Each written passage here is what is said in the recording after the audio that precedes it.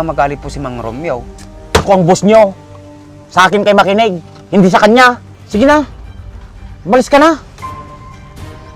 Diskartehan nyo na lang muna. Kulang na yung semento natin. At kailangan din natin bakal at bato. Mayroon pa naman dyan ah. Mauubos na po yung mamaya kasi mag-aalo na kami. Ganito gawin nyo.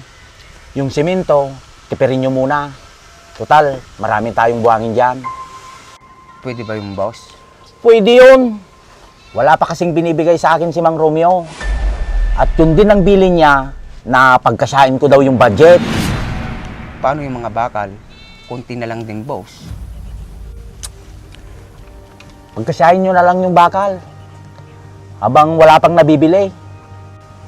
Baka magalit po si Mang Romeo. Ako ang boss nyo. Sa akin kayo makinig, hindi sa kanya. Sige na, umalis ka na. Diskartehan nyo na lang muna.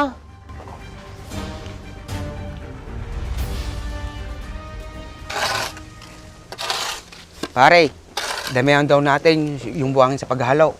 Ano? Hindi pwede yun. Alam mong masisira ang trabaho natin pag ganun. Wala tayong magagawa. Yun ang sabi ni boss. Alam naman natin na mali yun. Bakit kaya yan ang kausapin si Mang Romeo? Wag na pare. Pagka malaman ni Boss Perto, magagalit siya.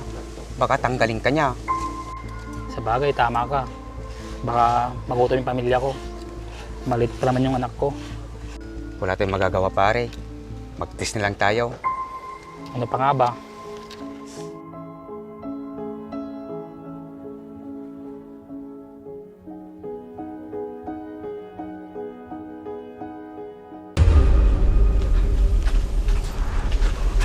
Boss, ano yan?